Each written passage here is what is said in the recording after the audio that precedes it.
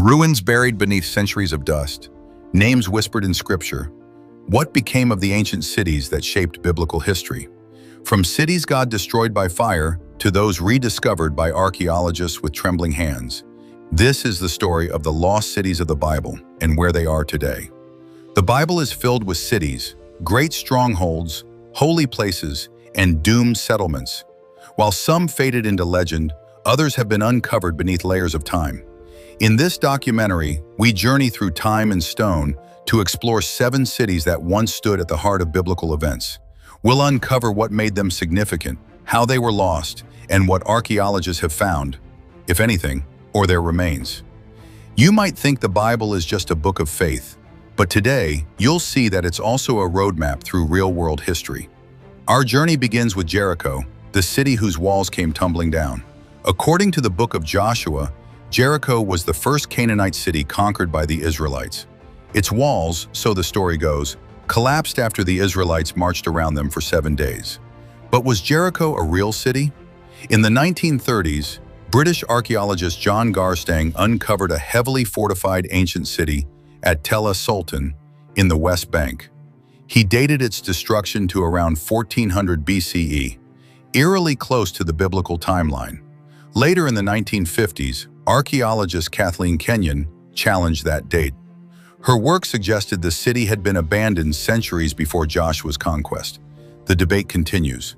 Today, Jericho is considered one of the oldest continuously inhabited cities on Earth, and the ruins of its ancient walls still attract pilgrims and skeptics alike. If you're fascinated already, hit the like button and subscribe to Golden Star for more history hidden in plain sight. Next, we visit Hazor, once the largest city in Canaan. Mentioned multiple times in the Old Testament, Hazor was described as the head of all those kingdoms. It was reportedly burned by Joshua. Excavations at Tel Hazor in modern-day northern Israel began in the 1950s under Yigal Yadin, a renowned Israeli archaeologist. He uncovered a massive city with signs of fiery destruction around 1200 BCE, correlating with the biblical account. A 6-chambered gate, similar to those in other Israelite cities, was also discovered. Hazor is a UNESCO World Heritage Site today, and its ruins reveal a complex, powerful society that lived and fell in the shadow of biblical prophecy. Far to the east, near modern-day Mosul in Iraq, lies the ghost of Nineveh, capital of the Assyrian Empire, and the city to which Jonah was sent. For centuries, Nineveh was lost to history.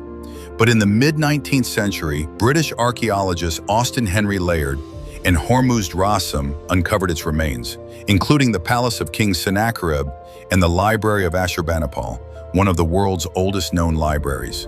The walls of Nineveh were immense, stretching for over 7 miles. Carvings in cuneiform texts describe battles, conquests, and royal decrees, validating portions of the biblical record. Today, Nineveh's ruins are a fragile testament to Assyria's power and to its fall, just as prophesied by Nahum in the Bible.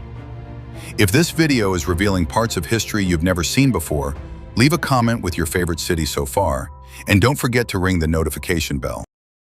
Babylon, the name itself echoes with grandeur and rebellion.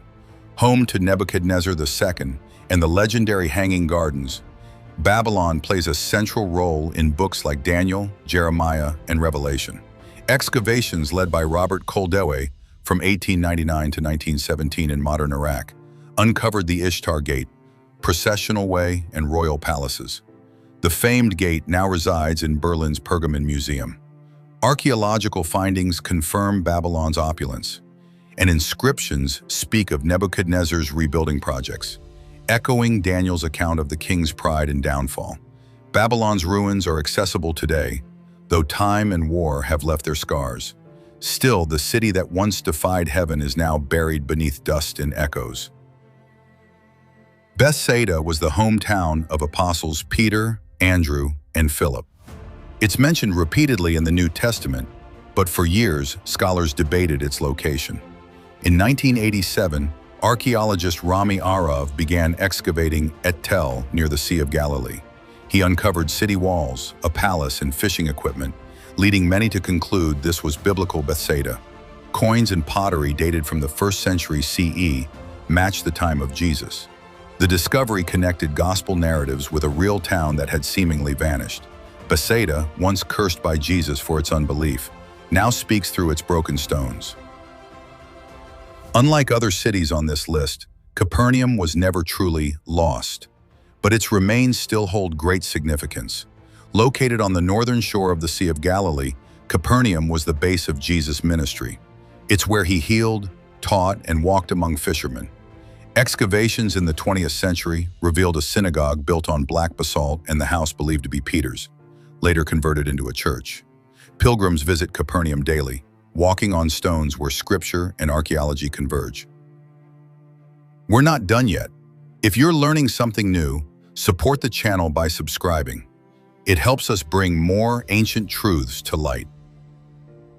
Ai was the second city conquered by the Israelites after Jericho, but its location has puzzled archaeologists for decades. The site known as Et Tel was excavated by Joseph Calloway in the 1960s and 70s. Though he found a ruined city, it appeared to have been destroyed centuries before Joshua's arrival.